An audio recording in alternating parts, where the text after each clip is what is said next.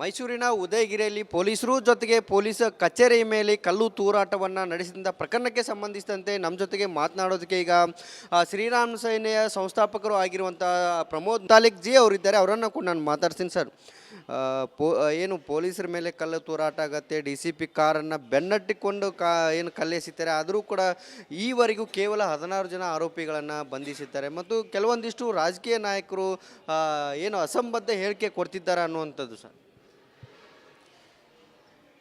ಮೈಸೂರಿನ ಉದಯಗಿರಿಯಲ್ಲಿ ನಡೆದಂಥ ಮುಸ್ಲಿಮರ ಗುಂಡಾಗಿರಿಗೆ ಕಾಂಗ್ರೆಸ್ಸೇ ಕಾರಣ. ಕಾಂಗ್ರೆಸ್ಸು ನಿರಂತರವಾಗಿ ಅವರನ್ನು ಬಚಾವ್ ಮಾಡ್ತಾ ಇದೆ, ಅವರ ಕೇಸ್ಗಳನ್ನು ವಾಪಸ್ ತಗೊಳ್ತಾ ಇದೆ. ಈ ರೀತಿಯ ತುಷ್ಟೀಕರಣದ ಹಿನ್ನೆಲೆಯಲ್ಲಿ ಮುಸ್ಲಿಮು ಗುಂಡಾಗಳನ್ನು ಬೆಳೆಸ್ತಾ ಇರೋದೇ ಉದಯಗಿರಿಯ ಘಟನೆ. ಇದನ್ನು ಮೊದಲೇದಲ್ಲ, ಕೊನೆಯದೂ ಅಲ್ಲ. ಎಲ್ಲಿವರೆಗೆ ಕಾಂಗ್ರೆಸ್ ಇರುತ್ತೆ ಅಲ್ಲಿವರೆಗೆ ಮುಸ್ಲಿಮರ ಪುಂಡಾಟಿಕೆ ಇರುತ್ತೆ. ಸೊ ಹಾಗಾಗಿ ಕಾಂಗ್ರೆಸ್ನವರ ಹೇಳಿಕೆಗಳು, ತನ್ವೀರ್ ಸೇಠ್ ಹೇಳ್ತಾರೆ ಪೊಲೀಸರ ತಡ ಮಾಡಿದ್ರಿಂದ, ಕೇಸು ಅರೆಸ್ಟ್ ತಡ ಮಾಡೋದ್ರಿಂದ ಆಯಿತು ಅಂಥೇಳಿ. ತನ್ವೀರ್ ಸೇಠ್ ಅವರೇ, ನೀವು ಪಾಕಿಸ್ತಾನದಲ್ಲಿಲ್ಲ, ಅಫ್ಘಾನಿಸ್ತಾನದಲ್ಲಿಲ್ಲ, ಸಂವಿಧಾನಬದ್ಧವಾದಂಥ ಕಾನೂನುಬದ್ಧವಾದಂಥ ಈ ದೇಶದಲ್ಲಿ ಬದುಕ್ತಾ ಇದ್ದೀರಿ, MLA ಆಗಿದ್ದೀರಿ. ನೀವು ಏನು ಮಾತಾಡ್ತಾ ಇದ್ದೀರಿ? ನೀವು ನಿಮ್ಮ ಕ್ಷೇತ್ರದಲ್ಲೇ ಗಲಾಟೆ ಆಗಿದೆ ಅಂತ ಅನ್ನೋದು ಪರಿಕಲ್ಪನೆ ಬೇಡವ ನಿಮಗೆ? ಹೌದು, ತಡ ಆಯಿತು ಅಂತ ಅಂದ್ಕೊಳ್ಳೋಣ. ತಡ ಆದರೆ ಬೆಂಕಿ ಹಚ್ಚೋದಾ? ತಡ ಆದರೆ ಪೊಲೀಸ್ ಸ್ಟೇಷನ್ಗೆ ನುಗ್ಗೋದಾ? ಇದೇನಾ ನಿಮ್ಮ ನೀತಿನ? ಧರಣಿ ಮಾಡ್ರಿ, ಪ್ರಜಾಪ್ರಭುತ್ವ ಇದೆ. ಇದು ಕೈಯಲ್ಲಿ ಕಲ್ಲು ಬೆಂಕಿ ಹಿಡ್ಕೊಂಡು ಓಡಾಡುವಂಥದ್ದು ಪಾಕಿಸ್ತಾನ ಅಲ್ಲ ಇದು. ಸೊ ತನ್ವೀರ್ ಸೇಠ್, ನೀವು ಹೇಳಿಕೆಯನ್ನು ವಾಪಸ್ ತಗೊಳ್ಬೇಕು ಅಂತ ಹೇಳ್ತೇನೆ. ನೀವು ಇವತ್ತು ಪೊಲೀಸರ ನೈತಿಕತೆಯನ್ನು, ಪೊಲೀಸರ ಧೈರ್ಯವನ್ನು ಅಡಗಿಸ್ತಾ ಇದ್ದೀರಿ, ನಿಮ್ಮ ಕೈಯಲ್ಲಿ ಅವರನ್ನು ಹಿಡಿತವನ್ನು ತರ್ತಾ ಇದ್ದೀರಿ ಅಂತನ್ನುವಂಥದ್ದು ನಾನು ಹೇಳ್ತಾ ಇದ್ದೀನಿ. ತನ್ವೀರ್ ಸೇಠ್, ನೀವು ಮಾತನಾಡಿದ್ದು ಸರಿಯಲ್ಲ, ಸಂವಿಧಾನ ವಿರೋಧಿಯನ್ನು ಮಾತಾಡಿದಿರಿ ಅಂತನ್ನುವಂಥದ್ದು ನಾನು ಹೇಳ್ತಾ ಇದ್ದೀನಿ. ಇನ್ನು ಎಲ್ಲರೂ ಕೂಡ ಅಷ್ಟೇ, ಕಾಂಗ್ರೆಸ್ನವರು ಅವರ ಪರವಾಗಿದ್ದಾರೆ, ಈ ಕೇಸನ್ನು ವಾಪಸ್ ತಗೊಳ್ತಾರೆ, ಮತ್ತೆ ಗುಂಡಾಗಿರಿ ಮತ್ತೆ ಆಗತ್ತೆ ಅಂತನ್ನುವಂಥದ್ದು ನಾನು ಹೇಳ್ತಾ ಇದ್ದೀನಿ. ಪ್ರವಾದಿ ಮೊಹಮ್ಮದ್ ಅವರ ಹೇಳಿಕೆಗೆ ಅವಹೇಳನಕಾರಿಗೆ ಹೇಳಿಕೆಯನ್ನು ಕೊಟ್ಟರು, ಜೊತೆಗೆ ಅಮಾಯಕರಿಗೆ ತೊಂದರೆಯನ್ನು ಕೊಡಬೇಡಿ ಅನ್ನೋ ನಿಟ್ಟಿನಲ್ಲಿ ಕೂಡ ತನ್ವೀರ್ ಸೇಠ್ ಹೇಳ್ತಾರೆ. ಕಲ್ಲೆಸದವರು ಅಮಾಯಕರ? ಇದರಲ್ಲಿ ಅಮಾಯಕರು ಅನ್ನುವಂಥದ್ದು ಯಾರೂ ಇಲ್ಲ. CC ಕ್ಯಾಮ್ರಾ ಮೂಲಕ ಯಾರ್ಯಾರಿದ್ದಾರೆ ಅವ್ರನ್ನೆಲ್ಲರನ್ನು ಹಿಡಿದು ಒದ್ದು ಒಳಗಡೆ ಹಾಕಬೇಕು ಅನ್ನುವಂಥದ್ದು ಇರುತ್ತೆ. ಇನ್ನು ಆ ಕಡೆ ಈ ಕಡೆ ಓಡಾಡುವವರು ಒಂದು 3-4 ಜನ ಯಾರನ್ನೂ ಅಮಾಯಕರು ಇರ್ತಾರೆ, ಅವರು ಅದು ಸಹಜವಾದಂಥ ಪ್ರಕ್ರಿಯೆಯಲ್ಲಿ ಸಿಕ್ಕಾಕೊಳ್ತಾರೆ.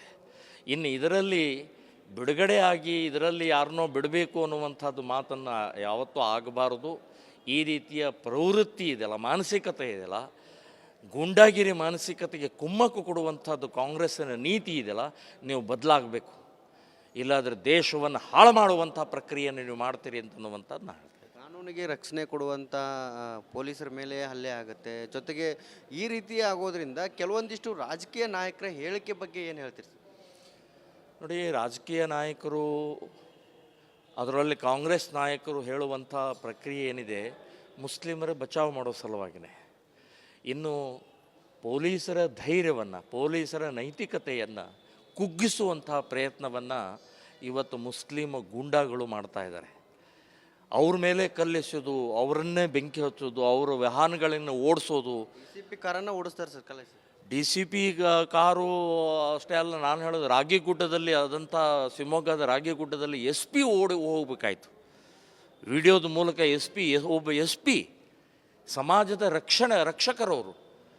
ಇಲ್ಲಿ ದುಷ್ಟಶಕ್ತಿಗಳನ್ನು ಮೆಟ್ಟಿ ಸಮಾಜದ ಸುರಕ್ಷತೆ ಮಾಡುವಂಥ ಒಬ್ಬ SP-ನ್ನೇ ಹೊಡೆದು ಓಡಿಸ್ತಾರೆ ಅಂತಂದರೆ ಯಾವ ಮಟ್ಟಕ್ಕೆ ಬಂದಿದ್ದಾರೆ ಇವರು? ಸೊ ಇವರಿಗೆ ಡಾಕ್ಟರ್ ಅಂಬೇಡ್ಕರ್ ರಚಿತವಾದಂಥ ಸಂವಿಧಾನ ಬೇಡ, ಡಾಕ್ಟರ್ ಅಂಬೇಡ್ಕರ್ ರಚಿತವಾದಂಥ ಕೋರ್ಟ್ ಬೇಡ, ಇವರಿಗೆ ಪೊಲೀಸ್ ಸ್ಟೇಷನ್ ಬೇಡ. ಇವರಿಗೆ ಏನು ಅಫ್ಘಾನಿಸ್ತಾನ್ ಮಾಡೋಕ್ಕೆ ಹೊರಟಿದ್ದಾರೆ, ಪಾಕಿಸ್ತಾನ ಮಾಡೋಕ್ಕೆ ಹೊರಟಿದ್ದಾರೆ ನೀವು? ಸೊ ಇದೇ ರೀತಿ ಮುಂದುವರೆದರೆ ಹಿಂದೂ ಸಮಾಜ ನೀವು ಬೀದಿಯಲ್ಲಿ ಉತ್ತರ ಕೊಡಬೇಕಾಗತ್ತೆ ಅಂತನ್ನುವಂಥದ್ದು ಕೂಡ ನಾನು ಎಚ್ಚರಿಕೆಯನ್ನು ಕೊಡ್ತಾ ಇದ್ದೀನಿ. ಇದಿಷ್ಟು ಪ್ರಮೋದ್ ಮುತಾಲಿಕ್ ಜಿ ಅವರು ಹೇಳ್ತಿರುವಂಥದ್ದು. ಪ್ರಮುಖವಾಗಿ ತುಷ್ಟೀಕರಣ ನೀತಿಯನ್ನು ಬಿಡಬೇಕು. ತುಷ್ಟೀಕರಣ ನೀತಿಯನ್ನು ಬಿಟ್ಟಿದ್ದೇ ಆದರೆ ಇಲ್ಲಿ ಎಲ್ಲರೂ ಕೂಡ ಸಮಾನತೆಯಿಂದ ನೋಡಬೇಕು, ಸಮಾನವಾಗಿ ಎಲ್ಲರನ್ನೂ ಕೂಡ ಕಾಣಬೇಕು ಅನ್ನೋ ನಿಟ್ಟಿನಲ್ಲಿ ಪ್ರಮೋದ್ ಮುತಾಲಿಕ್ ಅವರು ಕೂಡ ಒಂದು ಒತ್ತಾಯವನ್ನು ಮಾಡ್ತಿದ್ದಾರೆ. ಕ್ಯಾಮ್ರಾ ಪರ್ಸನ್ ಗುರುಪ್ರಸಾದ್ ಜೊತೆ ಮೈಲಾರಿ ಪಡಾದ್, ರಿಪಬ್ಲಿಕ್ ಕನ್ನಡ, ಬೆಳಗಾವಿ. ಮೈಸೂರಿನ ಉದಯಗಿರಿಯಲ್ಲಿ ಪೊಲೀಸರು ಜೊತೆಗೆ ಪೊಲೀಸ್ ಕಚೇರಿ ಮೇಲೆ ಕಲ್ಲು ತೂರಾಟವನ್ನು ನಡೆಸಿದ ಪ್ರಕರಣಕ್ಕೆ ಸಂಬಂಧಿಸಿದಂತೆ ನಮ್ಮ ಜೊತೆಗೆ ಮಾತನಾಡೋದಕ್ಕೆ ಈಗ ಶ್ರೀರಾಮ್ ಸೇನೆಯ ಸಂಸ್ಥಾಪಕರು ಆಗಿರುವಂಥ ಪ್ರಮೋದ್ ಮುತಾಲಿಕ್ ಜಿ ಅವರಿದ್ದಾರೆ. ಅವರನ್ನು ಕೂಡ ನಾನು ಮಾತಾಡ್ತೀನಿ. ಸರ್, ಏನು ಪೊಲೀಸರ ಮೇಲೆ ಕಲ್ಲು ತೂರಾಟ ಆಗತ್ತೆ, DCP ಕಾರನ್ನು ಬೆನ್ನಟ್ಟಿಕೊಂಡು ಏನು ಕಲ್ಲೆಸಿದ್ದಾರೆ, ಆದರೂ ಕೂಡ ಈವರೆಗೂ ಕೇವಲ 16 ಜನ ಆರೋಪಿಗಳನ್ನು ಬಂಧಿಸಿದ್ದಾರೆ ಮತ್ತು ಕೆಲವೊಂದಿಷ್ಟು ರಾಜಕೀಯ ನಾಯಕರು ಏನು ಅಸಂಬದ್ಧ ಹೇಳಿಕೆ ಕೊಡ್ತಿದ್ದಾರೆ ಅನ್ನುವಂಥದ್ದು. ಸರ್, ಮೈಸೂರಿನ ಉದಯಗಿರಿಯಲ್ಲಿ ನಡೆದಂಥ ಮುಸ್ಲಿಮರ ಗುಂಡಾಗಿರಿಗೆ ಕಾಂಗ್ರೆಸ್ಸೇ ಕಾರಣ. ಕಾಂಗ್ರೆಸ್ಸು ನಿರಂತರವಾಗಿ ಅವರನ್ನು ಬಚಾವ್ ಮಾಡ್ತಾ ಇದೆ, ಅವರ ಕೇಸ್ಗಳನ್ನು ವಾಪಸ್ ತಗೊಳ್ತಾ ಇದೆ. ಈ ರೀತಿಯ ತುಷ್ಟೀಕರಣದ ಹಿನ್ನೆಲೆಯಲ್ಲಿ ಮುಸ್ಲಿಮು ಗುಂಡಾಗಳನ್ನು ಬೆಳೆಸ್ತಾ ಇರೋದೇ ಉದಯಗಿರಿಯ ಘಟನೆ. ಇದನ್ನು ಮೊದಲೇದಲ್ಲ, ಕೊನೆಯದೂ ಅಲ್ಲ. ಎಲ್ಲಿವರೆಗೆ ಕಾಂಗ್ರೆಸ್ ಇರುತ್ತೆ ಅಲ್ಲಿವರೆಗೆ ಮುಸ್ಲಿಮರ ಪುಂಡಾಟಿಕೆ ಇರುತ್ತೆ. ಸೊ ಹಾಗಾಗಿ ಕಾಂಗ್ರೆಸ್ನವರ ಹೇಳಿಕೆಗಳು, ತನ್ವೀರ್ ಸೇಠ್ ಹೇಳ್ತಾರೆ ಪೊಲೀಸರ ತಡ ಮಾಡಿದ್ರಿಂದ, ಕೇಸು ಅರೆಸ್ಟ್ ತಡ ಮಾಡೋದ್ರಿಂದ ಆಯಿತು ಅಂತೇಳಿ. ತನ್ವೀರ್ ಸೇಠ್ ಅವರೇ, ನೀವು ಪಾಕಿಸ್ತಾನದಲ್ಲಿಲ್ಲ, ಅಫ್ಘಾನಿಸ್ತಾನದಲ್ಲಿಲ್ಲ, ಸಂವಿಧಾನಬದ್ಧವಾದಂಥ ಕಾನೂನುಬದ್ಧವಾದಂಥ ಈ ದೇಶದಲ್ಲಿ ಬದುಕ್ತಾ ಇದ್ದೀರಿ, MLA ಆಗಿದ್ದೀರಿ. ನೀವು ಏನು ಮಾತಾಡ್ತಾ ಇದ್ದೀರಿ? ನೀವು ನಿಮ್ಮ ಕ್ಷೇತ್ರದಲ್ಲೇ ಗಲಾಟೆ ಆಗಿದೆ ಅಂತ ಅನ್ನೋದು ಪರಿಕಲ್ಪನೆ ಬೇಡವ ನಿಮಗೆ? ಹೌದು, ತಡ ಆಯಿತು ಅಂತ ಅಂದ್ಕೊಳ್ಳೋಣ. ತಡ ಆದರೆ ಬೆಂಕಿ ಹಚ್ಚೋದಾ? ತಡ ಆದರೆ ಪೊಲೀಸ್ ಸ್ಟೇಷನ್ಗೆ ನುಗ್ಗೋದಾ? ಇದೇನಾ ನಿಮ್ಮ ನೀತಿನ? ಧರಣಿ ಮಾಡ್ರಿ, ಪ್ರಜಾಪ್ರಭುತ್ವ ಇದೆ ಇದು. ಕೈಯಲ್ಲಿ ಕಲ್ಲು ಬೆಂಕಿ ಹಿಡ್ಕೊಂಡು ಓಡಾಡೋ ಅಂಥದ್ದು ಪಾಕಿಸ್ತಾನ ಅಲ್ಲ ಇದು. ಸೊ ತನ್ವೀರ್ ಸೇಠ್, ನೀವು ಹೇಳಿಕೆಯನ್ನು ವಾಪಸ್ ತಗೊಳ್ಬೇಕು ಅಂತ ಹೇಳ್ತೇನೆ. ನೀವು ಇವತ್ತು ಪೊಲೀಸರ ನೈತಿಕತೆಯನ್ನು, ಪೊಲೀಸರ ಧೈರ್ಯವನ್ನು ಅಡಗಿಸ್ತಾ ಇದ್ದೀರಿ. ನಿಮ್ಮ ಕೈಯಲ್ಲಿ ಅವರನ್ನು ಹಿಡಿತವನ್ನು ತರ್ತಾ ಇದ್ದೀರಿ ಅಂತ ಅನ್ನುವಂಥದ್ದು ನಾನು ಹೇಳ್ತಾ ಇದ್ದೀನಿ. ತನ್ವೀರ್ ಸೇಠ್, ನೀವು ಮಾತನಾಡಿದ್ದು ಸರಿಯಲ್ಲ, ಸಂವಿಧಾನ ವಿರೋಧಿಯನ್ನು ಮಾತಾಡಿದಿರಿ ಅಂತನ್ನುವಂಥದ್ದು ನಾನು ಹೇಳ್ತಾ ಇದ್ದೀನಿ. ಇನ್ನು ಎಲ್ಲರೂ ಕೂಡ ಅಷ್ಟೇ, ಕಾಂಗ್ರೆಸ್ನವರು ಅವರ ಪರವಾಗಿದ್ದಾರೆ. ಈ ಕೇಸನ್ನು ವಾಪಸ್ ತಗೊಳ್ತಾರೆ, ಮತ್ತೆ ಗುಂಡಾಗಿರಿ ಮತ್ತೆ ಆಗತ್ತೆ ಅಂತನ್ನುವಂಥದ್ದು ನಾನು ಹೇಳ್ತಾ ಇದ್ದೀನಿ. ಪ್ರವಾದಿ ಮೊಹಮ್ಮದ್ ಅವರ ಹೇಳಿಕೆಗೆ ಅವಹೇಳನಕಾರಿಗೆ ಹೇಳಿಕೆಯನ್ನು ಕೊಟ್ಟರು, ಜೊತೆಗೆ ಅಮಾಯಕರಿಗೆ ತೊಂದರೆಯನ್ನು ಕೊಡಬೇಡಿ ಅನ್ನೋ ನಿಟ್ಟಿನಲ್ಲಿ ಕೂಡ ತನ್ವೀರ್ ಸೇಠ್ ಹೇಳ್ತಾರೆ. ಕಲ್ಲೆಸದವರು ಅಮಾಯಕರ? ಇದರಲ್ಲಿ ಅಮಾಯಕರು ಅನ್ನುವಂಥದ್ದು ಯಾರೂ ಇಲ್ಲ. CC ಕ್ಯಾಮ್ರಾ ಮೂಲಕ ಯಾರ್ಯಾರಿದ್ದಾರೆ ಅವ್ರನ್ನೆಲ್ಲರನ್ನು ಹಿಡಿದು ಒಳಗಡೆ ಹಾಕಬೇಕು ಅನ್ನುವಂಥದ್ದು ಇರುತ್ತೆ. ಇನ್ನು ಆ ಕಡೆ ಈ ಕಡೆ ಓಡಾಡುವವರು ಒಂದು 3-4 ಜನ ಯಾರನ್ನೂ ಅಮಾಯಕರು ಇರ್ತಾರೆ, ಅವರು ಅದು ಸಹಜವಾದಂಥ ಪ್ರಕ್ರಿಯೆಯಲ್ಲಿ ಸಿಕ್ಕಾಕೊಳ್ತಾರೆ. ಇನ್ನು ಇದರಲ್ಲಿ ಬಿಡುಗಡೆ ಆಗಿ ಇದರಲ್ಲಿ ಯಾರನ್ನೋ ಬಿಡಬೇಕು ಅನ್ನುವಂಥದ್ದು ಮಾತನ್ನು ಯಾವತ್ತೂ ಆಗಬಾರ್ದು. ಈ ರೀತಿಯ ಪ್ರವೃತ್ತಿ ಇದೆಯಲ್ಲ, ಮಾನಸಿಕತೆ ಇದೆಯಲ್ಲ, ಗೂಂಡಾಗಿರಿ ಮಾನಸಿಕತೆಗೆ ಕುಮ್ಮಕ್ಕು ಕೊಡುವಂಥದ್ದು ಕಾಂಗ್ರೆಸ್ಸಿನ ನೀತಿ ಇದೆಯಲ್ಲ, ನೀವು ಬದಲಾಗಬೇಕು. ಇಲ್ಲಾಂದರೆ ದೇಶವನ್ನು ಹಾಳು ಮಾಡುವಂಥ ಪ್ರಕ್ರಿಯೆಯನ್ನು ನೀವು ಮಾಡ್ತೀರಿ ಅಂತನ್ನುವಂಥದ್ದು ನಾನು ಹೇಳ್ತೇನೆ. ಕಾನೂನಿಗೆ ರಕ್ಷಣೆ ಕೊಡುವಂಥ ಪೊಲೀಸರ ಮೇಲೆ ಹಲ್ಲೆ ಆಗುತ್ತೆ. ಜೊತೆಗೆ ಈ ರೀತಿ ಆಗೋದ್ರಿಂದ ಕೆಲವೊಂದಿಷ್ಟು ರಾಜಕೀಯ ನಾಯಕರ ಹೇಳಿಕೆ ಬಗ್ಗೆ ಏನು ಹೇಳ್ತೀರಿ? ನೋಡಿ, ರಾಜಕೀಯ ನಾಯಕರು, ಅದರಲ್ಲಿ ಕಾಂಗ್ರೆಸ್ ನಾಯಕರು ಹೇಳುವಂಥ ಪ್ರಕ್ರಿಯೆ ಏನಿದೆ, ಮುಸ್ಲಿಮರ ಬಚಾವ್ ಮಾಡೋ ಸಲುವಾಗಿಯೇ.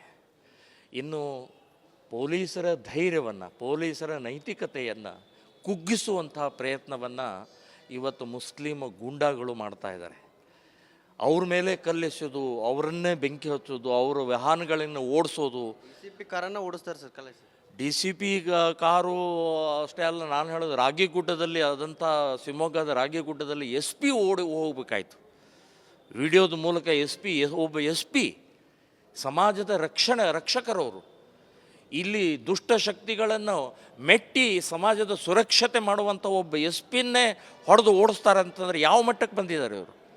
ಸೊ ಇವರಿಗೆ ಡಾಕ್ಟರ್ ಅಂಬೇಡ್ಕರ್ ರಚಿತವಾದಂಥ ಸಂವಿಧಾನ ಬೇಡ, ಡಾಕ್ಟರ್ ಅಂಬೇಡ್ಕರ್ ರಚಿತವಾದಂಥ ಕೋರ್ಟ್ ಬೇಡ, ಇವರಿಗೆ ಪೊಲೀಸ್ ಸ್ಟೇಷನ್ ಬೇಡ. ಇವರಿಗೆ ಏನು ಅಫ್ಘಾನಿಸ್ತಾನ್ ಮಾಡೋಕ್ಕೆ ಹೊರಟಿದ್ದಾರೆ, ಪಾಕಿಸ್ತಾನ ಮಾಡೋಕ್ಕೆ ಹೊರಟಿದ್ದಾರೆ ನೀವು?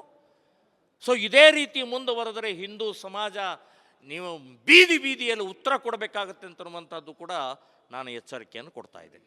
ಇದಿಷ್ಟು ಪ್ರಮೋದ್ ಮುತಾಲಿಕ್ ಜಿ ಅವರು ಹೇಳ್ತಿರುವಂಥದ್ದು. ಪ್ರಮುಖವಾಗಿ ತುಷ್ಟೀಕರಣ ನೀತಿಯನ್ನು ಬಿಡಬೇಕು.